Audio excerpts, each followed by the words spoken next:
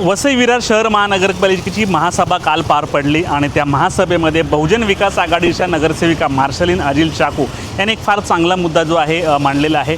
सध्या बाजार कर वसुली आहे ती कॅश स्वरूपात होती, ती डिजिटल स्वरूपात व्हावी याची मागणी मार्शलीन चाकू यांनी केलेली आहे। पालिकेने जर ती डिजिटल स्वरूपात केली तर त्यामध्ये चोरी होणार नाही आणि पैसा रोजच्या रोज जो आहे पालिकेच्या तिजोरीत जमा होईल।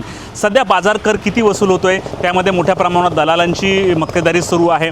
अनेक ठिकाणांना लोकांना बाजार कर घेतला देखील जात नाही, त्यामुळे किती फेरीवाले आहेत आणि किती बाजार कर वसुली होते आता कुठला डेटा महापालिकेकडे नाही, परंतु अशा डिजिटल स्वरूपाची जर बाजार वसुली आपण वसूल केली तर 100% वसुली होईल आणि पालिकेच्या उत्पन्नात देखील वाढ होईल असं त्यांचं म्हणणं आहे। त्यांनी महासभेत नेमके काय म्हणणं म्हटलं आपण ऐकूयात। आज मी एका अत्यंत महत्त्वाच्या विषयावर माझ्या फेरीवाल्या बांधवांच्या सन्मानासाठी आणि वसई विरारच्या आर्थिक हितासाठी ठामपणे उभी आहे। आपल्या शहरात आजही फेरीवाल्यांकडून होणारे अनधिकृत वसुली ही एक ओपन सिक्रेट समस्या आहे।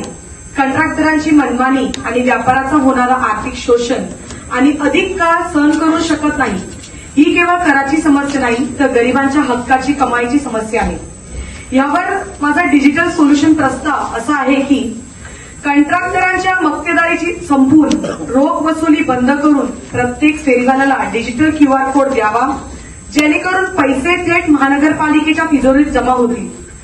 अनियंत्रित वसुलीचा लगाम, बायोमेट्रिक नोंदणी आणि निश्चित कर स्लॅब लागू करावा, यामुळे कोणतीही मनमानी चालणार नाही आणि व्यापाऱ्यांना त्यांच्या हक्काचा न्याय मिळेल।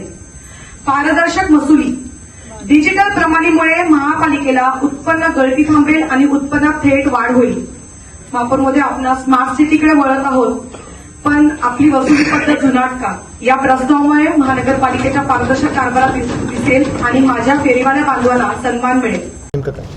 बघा, आमच्या सन्माननीय सदस्य चाकू मॅडम यांनी तो एक प्रस्ताव दिला आहे की डिजिटल पद्धतीने व्हावी वसुली। तर त्यासंबंधी आमची ही जी शेट्टी साहेबांच्या अध्यक्षतेखाली जी कमिटी झालेली आहे ती त्याचा विचार करेल, कारण शेवटी जे गोरगरीब आहेत ते डिजिटल पद्धतीने त्यांच्याकडे असेल नसेल अकाउंट, कारण शेवटी ते फेरीवाले ते कधीतरी येतात कधीतरी जातात, तर त्यातनं कसं काय काय होऊ शकेल, ऑप्शन दोन्ही ठेवता कसे येतील त्या पद्धतीने प्रयत्न असेल।